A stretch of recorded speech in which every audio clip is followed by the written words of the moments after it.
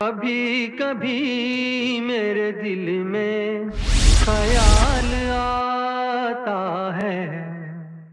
ಸುವರ್ಣ ನ್ಯೂಸ್ನ ಹೊಸ ಕಟ್ಟಡ, ಹೊಸ ಆಫೀಸ್, ಹೊಸ ಸ್ಟುಡಿಯೋಗಳು ಇವೆಲ್ಲವನ್ನೂ ಕೂಡ ಮಾಜಿ ಮುಖ್ಯಮಂತ್ರಿ ಜನನಾಯಕ ಯಡಿಯೂರಪ್ಪನವರು ಕೂಡ ನೋಡಿದ್ದಾರೆ. ಅವರು ನಮ್ಮ ಸ್ಟುಡಿಯೋಗೆ ಸಂದರ್ಶನಕ್ಕೆ ಬಂದಾಗ ನಮ್ಮ ಪ್ರಧಾನ ಸಂಪಾದಕರಾಗಿರುವಂತಹ ವಿಶ್ವೇಶ್ವರ ಭಟ್ರೆ ವಿಶೇಷವಾಗಿ ಅವರನ್ನ ಕರೆದುಕೊಂಡು ಹೋಗಿ ಎಲ್ಲವನ್ನೂ ಕೂಡ ಎಕ್ಸ್ಪ್ಲೈನ್ ಮಾಡಿ ತೋರಿಸಿದ್ರು. ಈಗ ಯಡಿಯೂರಪ್ಪನವರೇ ಹೇಳ್ತಾರೆ ನಮ್ಮ ಸ್ಟುಡಿಯೋ ಬಗ್ಗೆ, ನಮ್ಮ ಆಫೀಸ್ನ ಬಗ್ಗೆ ಅವರ ಅಭಿಪ್ರಾಯ ಏನು ಅನ್ನೋದು. ಸರ್, ನೀವು ನೋಡಿದಿರಿ, ಏನು ಹೇಳ್ತೀರಿ ನಮ್ಮ ಹೊಸ ಆಫೀಸ್ನ ಬಗ್ಗೆ, ಸ್ಟುಡಿಯೋದ ಬಗ್ಗೆ? ಸುವರ್ಣ ನ್ಯೂಸ್ ಇಷ್ಟು ಬೇಗ ಸುಧಾರಣೆ ಆಗ್ಬೋದು. ದಕ್ಷಿಣ ರಾಜ್ಯದಲ್ಲಿ ಬೇರೆ ಎಲ್ಲ ಎಲೆಕ್ಟ್ರಾನಿಕ್ ಮೀಡಿಯಾಗಿಂತ ಅತ್ಯಂತ ಉತ್ತಮವಾದಂಥ ಒಂದು ರೀತಿ ಅಡ್ವಾನ್ಸ್ ಟೆಕ್ನಾಲಜಿಯನ್ನು ತರುವಂಥ ಒಂದು ಸಾಹಸವನ್ನು ಇವರು ಮಾಡ್ಬೋದು ಅಂಥೇಳಿ ನಾನು ನಿರೀಕ್ಷೆ ಮಾಡಿರಲಿಲ್ಲ. ನಿಜಕ್ಕೂ ನಾನು ಸಹ ಮೊನ್ನೆ ಸ್ಟುಡಿಯೋದಲ್ಲಿ ವಿಶ್ವೇಶ್ವರ ಭಟ್ ಜೊತೆಗೆ ಸುಮಾರು ಅರ್ಧ ಗಂಟೆ ಕಾಲ ಎಲ್ಲವನ್ನು ನಾನು ನೋಡಿದೆ. ಒಂದು ರೀತಿ ಎಲ್ಲವೂ ಪಾರದರ್ಶಕವಾಗಿರುವಂಥದ್ದು. ಮತ್ತು ಈ ಭಾರತದ ರಾಷ್ಟ್ರೀಯ ಚಾನೆಲ್ಗಳಲ್ಲೇನು ವಿಡಿಯೋ ಸ್ಟುಡಿಯೋಗಳಿದೆ, ಅದೇ ರೀತಿ ಇಲ್ಲೂ ಅದನ್ನು ತರುವಂಥ ಪ್ರಯತ್ನ ಮಾಡಿ ಅದನ್ನು ಕಾರ್ಯರೂಪಕ್ಕೆ ತರ್ತಾ ಇರುವಂಥದ್ದು. ಮತ್ತು ಕಾರ್ಯಕ್ರಮದಲ್ಲೂ ಸಹ ಒಂದು ವೈವಿಧ್ಯತೆಯನ್ನು ತರುವಂಥದ್ದು. ಯಾಕೆಂದರೆ ಇತ್ತೀಚೆಗಂತೂ ನಾನು ಭಾಳ ಸ್ಪಷ್ಟ ಒಂದು ಅಭಿಪ್ರಾಯ ಹೇಳೋಕ್ಕೆ ಇಚ್ಛೆ ಪಡ್ತೇನೆ. ಕುಟುಂಬದವ್ರ ಜೊತೆ ಕೂತು ಎಲೆಕ್ಟ್ರಾನಿಕ್ ಚಾನಲ್ಗಳನ್ನು ನೋಡೋಕ್ಕೆ ಒಂದು ರೀತಿ ಮನಸ್ಸಿಗೆ ಬೇಸರ ಆಗುತ್ತೆ. ಆದ್ದರಿಂದ ಇವತ್ತು ಜನ ಹೊಸ ಹೊಸ ರೀತಿಯ ಒಂದು ಕಾರ್ಯಕ್ರಮಗಳನ್ನು, ವಿಶೇಷತೆಯನ್ನು ನೋಡಬೇಕು ಅಂತ ಅಪೇಕ್ಷೆ ಪಡ್ತಾರೆ. ಬಹಳ ದೊಡ್ಡ ಪ್ರಮಾಣದಲ್ಲಿ ಸಮಯವನ್ನು ಕೊಡ್ತಾ ಇದ್ದಾರೆ ಈ ಎಲೆಕ್ಟ್ರಾನಿಕ್ ಚಾನಲ್ಗಳ ಮುಂದೆ. ಹೀಗಾಗಿ ಇವತ್ತು ನೀವು ಒಂದು ದೊಡ್ಡ ಸಾಹಸವನ್ನು ಮಾಡ್ತಾಯಿದ್ದೀರಾ. ನಿಜಕ್ಕೂ ಸಹ ದಕ್ಷಿಣ ರಾಜ್ಯಗಳಲ್ಲೇ, ಏಷ್ಯಾದಲ್ಲೇ ಅತ್ಯಂತ ಬರೋ ಕೆಲವೇ ತಿಂಗಳುಗಳಲ್ಲಿ ಬೇರೆ ಯಾರು ಇದು ಸಹಪಾಠಿಗಳಿದ್ದಾರೆ ಅನ್ನೋಕ್ಕಾಗದೇ ರೀತಿ ನೀವು ಮಾಡ್ತಾಯಿದ್ದೀರಾ. ಇದರಿಂದ ಬಹುಶಃ ಇಡೀ ರಾಜ್ಯದಲ್ಲೇ ಈ ಭಾಗದಲ್ಲಿ ಎಲೆಕ್ಟ್ರಾನಿಕ್ ಮೀಡಿಯಾದಲ್ಲಿ ನಂಬರ್ 1 ಪ್ಲೇಸಿಗೆ ಬರೋದಕ್ಕೆ ಇವೆಲ್ಲವೂ ತುಂಬ ಅನುಕೂಲ ಆಗುತ್ತೆ. ಅವತ್ತು ನಾನು ಆಶ್ಚರ್ಯದಿಂದ ಎಲ್ಲವನ್ನು ಅರ್ಧ ಗಂಟೆ ಸಂದರ್ಶನ ಮುಗಿದ ಮೇಲೆ ನಾನು ನೋಡ್ಕೊಂಡು ಬಂದೆ.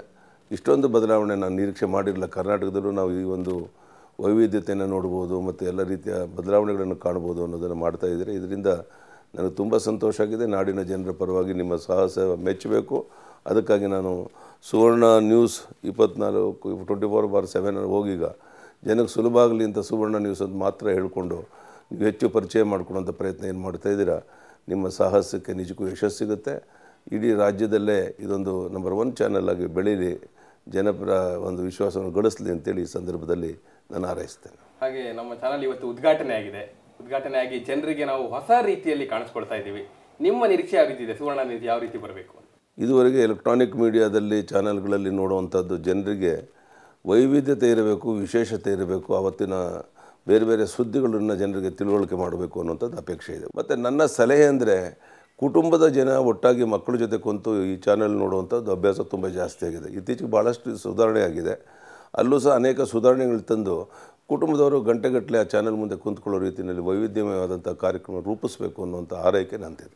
ಖಂಡಿತ ಸರ್, ಬಹಳ ಅತ್ಯಮೂಲ್ಯವಾದಂತಹ ಸಲಹೆಗಳನ್ನ ಕೊಟ್ಟಿದ್ದೀರಿ.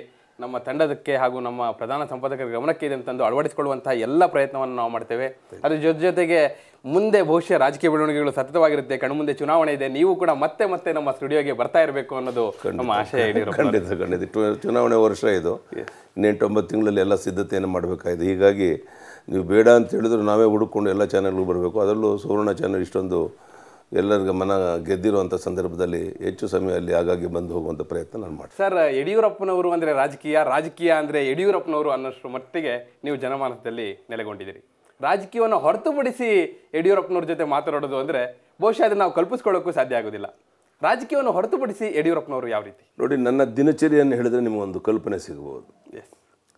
ಕಳೆದ 16 ವರ್ಷಗಳಿಂದ ಬೆಳಿಗ್ಗೆ 5 ಗಂಟೆಗೆ ಹೇಳುವಂಥದ್ದು ನನ್ನ ಅಭ್ಯಾಸ. 5:15, 5:20 ನನಗೆ ಎಲ್ಲ ಪತ್ರಿಕೆಗಳು ಬಂದಲ್ಲಿ ಇಟ್ಟಿರಬೇಕು. ಎಲ್ಲ ಪತ್ರಿಕೆಗಳು ಇಂಗ್ಲೀಷ್, ಕನ್ನಡ ಎರಡೂ ಸಹ. ಪ್ರತಿಯೊಂದು ಪತ್ರಿಕೆಯನ್ನು ಓದಿ ಡೈರಿನಲ್ಲಿ ಅದು ಇಂಪಾರ್ಟೆಂಟ್ ವಿಷಯಗಳನ್ನು ನೋಟ್ ಮಾಡಿ ನಂತರ ನಾನು ಸುಮಾರು 6:30ಗೆ ವಾಕ್ ಹೋಗ್ತೇನೆ, 7:30ವರೆಗೂ ವಾಕ್ ಮಾಡ್ತೇನೆ. ಇದು ಕಳೆದ 16 ವರ್ಷಗಳಿಂದ ನನ್ನ ದಿನಚರಿ. ನನ್ನ ಮನಸ್ಸಿನಲ್ಲಿ ಏನಿದೆ ಅಂತ ಹೇಳಿದ್ರೆ, ಒಂದೊಂದು ಪತ್ರಿಕೆಯಲ್ಲಿ ಒಂದೊಂದು ಸುದ್ದಿಗಳಿರುತ್ತೆ. ಸಮಾಜದ ಆಗುಹೋಗುಗಳ ಬಗ್ಗೆ, ಕೇವಲ ರಾಜಕೀಯ ಅಂತಲ್ಲ, ಅನೇಕ ಸುದ್ದಿಗಳು ನಮಗೆ ಇಲ್ಲಿ ಮಾಧ್ಯಮದ ಮೂಲಕ ನಮಗೆ ಸಿಗುತ್ತೆ.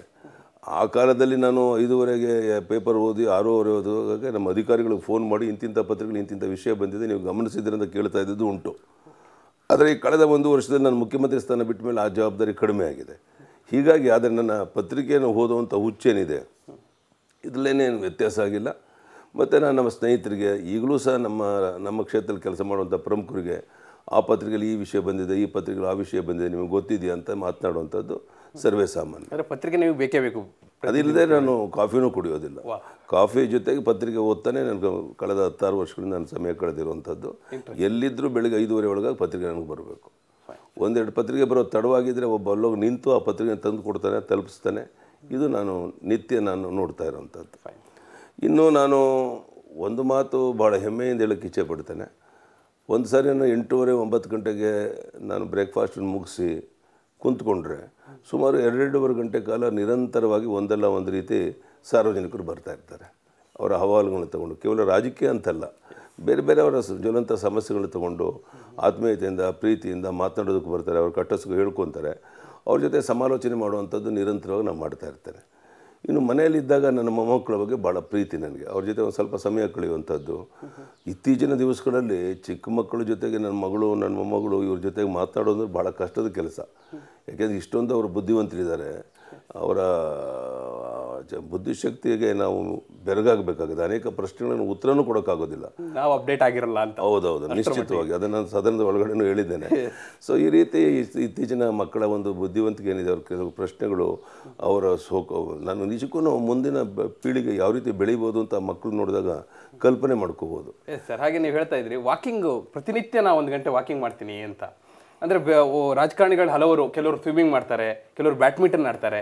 ನಿಮಗೆ ವಾಕಿಂಗ್? ಇಲ್ಲ, ನನ್ನ ಹುಚ್ಚು ವಾಕಿಂಗ್. ನಾನು ಕೇವಲ ಬೆಳಗ್ಗೆ ಅಂತಲ್ಲ, ಸಾಯಂಕಾಲನೂ ಸಹ ಯಾವುದೇ ಸಮಯ ಸಿಕ್ಕಿದ್ರೆ ಬಹುಶಃ ನಾನು ರಾತ್ರಿ 11:30-12ಗೆ ಬೆಡ್ಗೆ ಹೋಗೋದ್ರೊಳಗಾಗಿ ಸುಮಾರು 1:30 2 ಗಂಟೆ ಕಾಲ ವಾಕ್ ಮಾಡಿರ್ತೇನೆ. ಸಮಯ ಸಿಕ್ಕಾಗೆಲ್ಲ ವಾಕ್ ಮಾಡುವಂಥದ್ದು ನನ್ನ ಅಭ್ಯಾಸ. ಆ ರೀತಿ ನಾನು ವಾಕ್ ಮಾಡಿಕೊಂಡು ಸಮಯ ಕಳೀತೀನಿ. ಇದು ಒಂದು. ಎರಡನೇದು, ನನಗೆ ಸ್ವಲ್ಪ ಹೊಸ ಬೇರೆ ಬೇರೆ ಚಾನೆಲ್ಗಳಲ್ಲಿ ಏನೇನು ಸುದ್ದಿಗಳು ಬರುತ್ತೆ ಅನ್ನೋದನ್ನು ನೋಡುವಂಥದ್ದು ಒಂದು ಸ್ವಲ್ಪ ಹುಚ್ಚಿದೆ ಮೊದಲಿಂದ. ಅದರಲ್ಲಿ ಈಗ ಸುದ್ದಿ ಚಾನೆಲ್ಗಳ ಎಲ್ಲ ಚಾನೆಲ್ಗಳನ್ನು ಒಂದ್ಸರಿ ನೋಡಿ ಅದರಲ್ಲಿ ಏನಿದೆ, ಇದರಲ್ಲಿ ಏನಿದೆ, ಯಾವುದಕ್ಕೆ ಮಹತ್ವ ಕೊಟ್ಟಿದ್ದಾರೆ ಅನ್ನೋದು ನೋಡಿ ಅದನ್ನು ನೋಟ್ ಮಾಡ್ಕೊಳ್ಳುವಂಥ ಪ್ರಯತ್ನ ನಾನು ಮಾಡ್ತೇನೆ. ಅದಕ್ಕಂತ ನಾವು ಟೈಮ್ ಅಂತ ಇಟ್ಟಿರ್ತೀರಾ ನಿಮ್ಮ ದಿನಚರಿಯಲ್ಲಿ? ನಿಶ್ಚಿತವಾದ ಸಮಯದಲ್ಲಿ ನಾನು ಮನೆಯಲ್ಲಿ ಟಿಫನ್ ಆದಮೇಲೆ ಮೊಮ್ಮಕ್ಕಳ ಜೊತೆ ಆಟ ಎಲ್ಲ ಆಡಿದ ಮೇಲೆ ಆ ಸಮಯದಲ್ಲಿ ನ್ಯೂಸ್ ನೋಡ್ತೇನೆ ನಾನು ಎಲ್ಲ ಸಂದರ್ಭದಲ್ಲೂ. ಸೊ ಸಮಯ ಸಿಕ್ಕಾಗ ಪುಸ್ತಕವನ್ನು ಓದುವಂಥದ್ದು, ಸಮಯ ಸಿಕ್ಕಾಗ ಚಾನೆಲ್ಗಳನ್ನ ಹಾಕ್ಕೊಂಡು ಅಲ್ಲಿ ಏನು ಬರ್ತಾಯಿದೆ, ವಿಶೇಷತೆ ಏನಿದೆ ತಿಳ್ಕೊಳ್ಳುವಂಥದ್ದು. ಯಾಕೆಂದರೆ ದೇಶದ ಆಗುಹೋಗುಗಳನ್ನು ತಿಳ್ಕೊಳ್ಬೇಕು ಅಂದರೆ, ವಾಸ್ತವಿಕತೆಯನ್ನು ತಿಳ್ಕೊಳ್ಬೇಕು ಅಂತ ಹೇಳಿದ್ರೆ ಕೆಲವೇ ನಿಮಿಷಗಳಲ್ಲಿ ನಾವು ಇಡೀ ದೇಶದ ಚಿತ್ರ, ಜಗತ್ತಿನ ಚಿತ್ರವನ್ನು ತಿಳ್ಕೊಬೋದು ಚಾನೆಲ್ಗಳ ಮೂಲಕ, ಎಲೆಕ್ಟ್ರಾನಿಕ್ ಮೀಡಿಯಾ ಮೂಲಕ. ಇದು ಹೇಗೆ ನಾವು ಉಪಯೋಗ ಮಾಡ್ಕೊತೇವೆ ಅನ್ನೋದು ಭಾಳ ಮುಖ್ಯ. ಹಾಗೆ ನೀವು ಮಾತಿನ ಮಧ್ಯೆ ಪುಸ್ತಕಗಳನ್ನ ಓದ್ತೀನಿ ಅಂದ್ರಿ.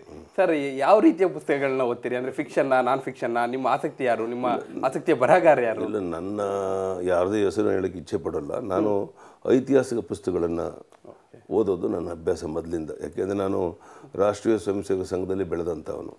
ಹಾಗಾಗಿ ನಮ್ಮ ಧರ್ಮ, ನಮ್ಮ ಸಂಸ್ಕೃತಿ, ನಮ್ಮ ಆಚಾರ, ನಮ್ಮ ವಿಚಾರಗಳು ಏನಿದೆ ಇದ್ರ ಬಗ್ಗೆ ಯಾರ್ಯಾರು ದೊಡ್ಡವ್ರು ಉದಾಹರಣೆಗೆ ಸ್ವಾಮಿ ವಿವೇಕಾನಂದ, ಮಹಾತ್ಮ ಗಾಂಧೀಜಿ, ಸುಭಾಷ್ ಚಂದ್ರ ಬೋಸ್, ಇಂಥವ್ರ ಬಗ್ಗೆ ನನಗೆ ತುಂಬ ಪ್ರಿಯವಾದಂಥ ವಿಚಾರನ ಹಾಗಾಗಿ ಓದುವಂಥದ್ದು, ತಿಳ್ಕೊಳ್ಳುವಂಥದ್ದು, ಮನವರಿಕೆ ಮಾಡ್ಕೊಳ್ಳುವಂಥದ್ದು. ಡಾಕ್ಟರ್ ಜಿಯವರ ಪುಸ್ತಕಗಳನ್ನ ಓದ್ತೇನೆ, ಗುರೂಜಿಯವರ ಪುಸ್ತಕವನ್ನು ಓದ್ತೇನೆ. ಸೊ ಇವೆಲ್ಲವೂ ಸಹ ನಮ್ಮ ನಿತ್ಯ ಜೀವನದಲ್ಲಿ ಅನೇಕ ತೊಂದರೆಗಳು, ತೊಡಕುಗಳು, ನೋವು ಬಂದಾಗ ನಾವು ಒಂದು ಆತ್ಮಸ್ಥೈರ್ಯವನ್ನು ತರುವಂಥ ಕೆಲಸ ಇದರಿಂದ ಆಗುತ್ತೆ ಅಂತ ನನ್ನ ನಂಬಿಕೆ. ಹಾಗೆ ನೀವು ಕೆಲವು ಮಹನೀಯರ ಹೆಸರುಗಳನ್ನೆಲ್ಲ ಹೇಳಿದ್ರಿ, ಮಹಾತ್ಮ ಗಾಂಧೀಜಿ, ವಿವೇಕಾನಂದ ಅಂತ. ನಿಮಗೆ ಒಬ್ಬರು ಪ್ರೇರಣೆ ಅಂದರೆ ಯಾರು? ಯಡಿಯೂರಪ್ಪನವ್ರ ಮೇಲೆ ಬಹಳ ಪ್ರೇರಣೆ. ಮಹಾತ್ಮ ಗಾಂಧೀಜಿ. ಇವತ್ತು ಸಹ ನಾನು ಏನಾದರೂ ನೋವಾದಾಗ ಅಥವಾ ಏನಾದರೂ ಸಂತೋಷ ಆದಾಗ ಡೆಲ್ಲಿಗೆ ಹೋಗಿ ನಾನು ಮಹಾತ್ಮ ಗಾಂಧೀಜಿ ಪುತ್ಥಳಿಗೆ ಒಂದು ಹಾರ ಹಾಕಿ ಅಲ್ಲಿ ಸಮರ್ಪಣೆ ಮಾಡಿ ಬರುವಂಥದ್ದು, ಈಗಲೂ ರಾಜ್ಘಾಟ್ಗೆ ಹೋಗಿ ಬರುವಂಥದ್ದು ನನ್ನ ಅಭ್ಯಾಸ. ಸೊ ಮಹಾತ್ಮ ಗಾಂಧೀಜಿ ನಂತರ ನಾನು ನಮ್ಮ ಡಾಕ್ಟರ್ ಜಿ, ಗುರೂಜಿ, ಮತ್ತು ನನಗೆ ಬಹಳ ಪ್ರಿಯವಾದಂಥ ವ್ಯಕ್ತಿ ಮತ್ತು ಆದರ್ಶವಾದ ವ್ಯಕ್ತಿ ಅಂದರೆ ಸ್ವಾಮಿ ವಿವೇಕಾನಂದರು. ಸೊ ಅವ್ರ ಬಗ್ಗೆ ನಾನು ಹೆಚ್ಚು ಚಿಂತನೆ ಮಾಡುವಂಥದ್ದು, ಅವರ ಪುಸ್ತಕಗಳನ್ನು ಓದುವಂಥದ್ದು. ಕಭಿ ಕಭಿ ಮೇರೆ ದಿಲ್ ಮೇ ಖಯಾಲ್